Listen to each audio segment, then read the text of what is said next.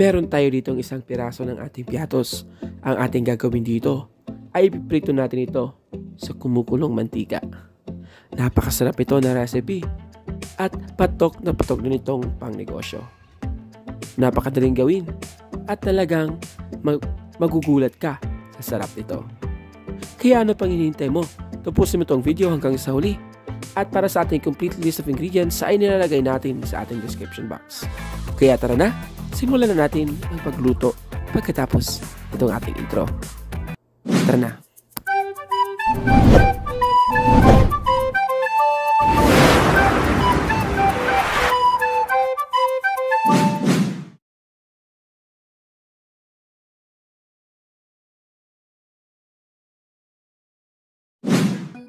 Meron lang tayo ditong 2 piraso ng ating piatos.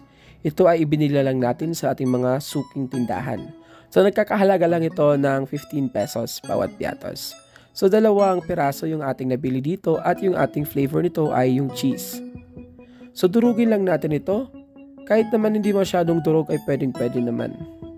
Pagkatapos ilipat lang natin ito sa ating mixing bowl and then durugin ulit natin yung isa pa nating piatos. Kung ayaw nyo sa cheese ay pwede naman yung sour cream yung gamitin dito. Nakadepende po yan sa inyo. Maglalagay tayo ng 2 tablespoon ng ating white or brown sugar. Pero pwede mong i-adjust kung gusto mo yung medyo matamis or kung hindi naman gusto mo ng konting katamisan lang. Maglalagay tayo ng 1/2 cup ng ating all-purpose flour. Yung ating ginamit na measuring cup ay 1/4 cup yon. Magkakrak po tayo ng 2 buong itlog. So large egg ang ating ginamit dito. Maglalagay tayo ng ating peanut butter pero optional lang ito. Kung hindi mo bet ay pwede naman hindi mo na lang lagyan. So 1 tablespoon ng ating peanut butter ang ating ilalagay dito. Pandagdag lasa lang ito at pandagdag aroma. So mix lang natin siya ng maigi hanggang mag-incorporate lahat ng ating mga nilagay dito na mga ingredients.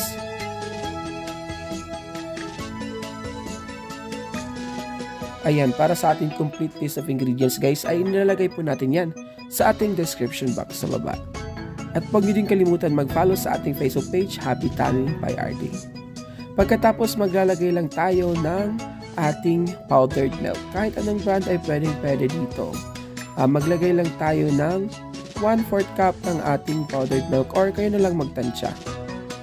Kung wala kayong powdered milk ay pwede naman yung fresh milk na lang yung gamitin dito. And then naglagay pa tayo ng 1 buong itlog at 2 tablespoon ng ating cooking oil. Or kung meron kayong butter, mas maganda din yon para mas sumarap. And then haluin lang natin siya ng maigi dito. So haluin lang natin hanggang maging smooth na nga yung consistency ng ating butter. And then magdadagdag tayo dito ng tubig pero gradually lang yung ating paglalagay dito. Hanggang sa maging malapot na nga siya or maging malabnaw. Ayan guys, follow na po kayo sa ating Facebook page, Happy Tummy by RD. Yung link ay nandun sa ating description box or nandun sa ating comment section sa baba. Check nyo na lang. Pagkatapos, buksan na natin yung ating induction cooker. Lagay na natin yung ating frying pan. Nag-grease na po natin siya ng oil. Maglagay lang tayo ng konti and then grease lang natin para hindi dito tumikit yung ating butter. So para sa mga walang oven dyan, ganitong technique ang ating gagamitin. So, ibuhos lang natin yung ating butter.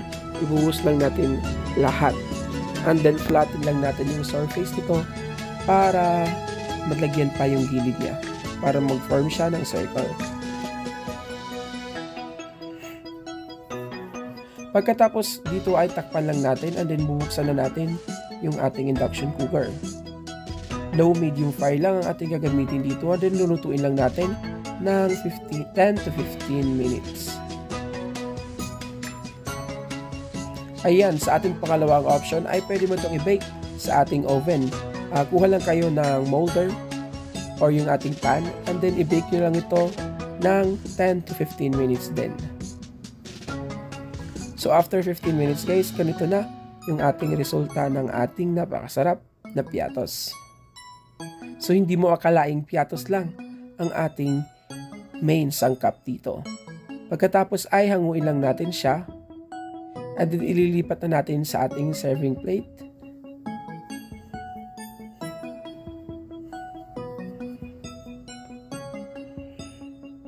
And then maglalagay tayo dito ng toppings para mas lalong sumarap.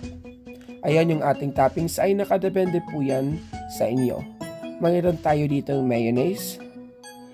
Maglagay lang tayo ng mayonnaise. Mas marami, mas masarap. And then meron din tayo ditong cheese whiz.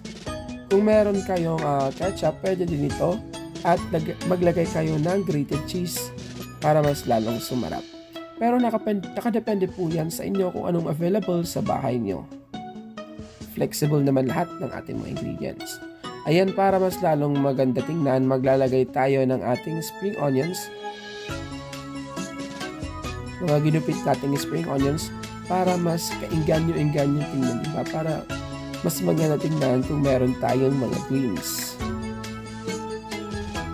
Ayan, nagbibigay din itong aroma yung ating spring onions at konting texture pag nabite na natin siya. Pagkatapos ay ready to serve na ito. So, diba? Hindi mo akalaing piatos lang ang ating ginawa nito. Tara na at mag-taste test na tayo.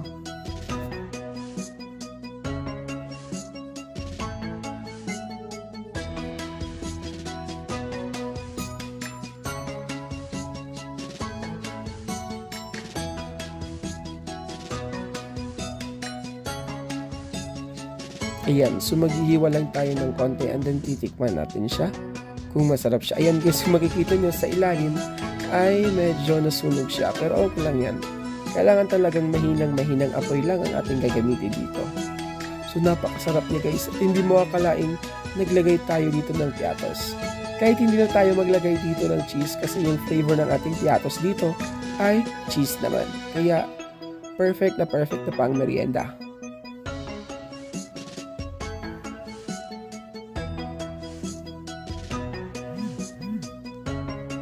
Ayan guys, maraming salamat po sa panonood.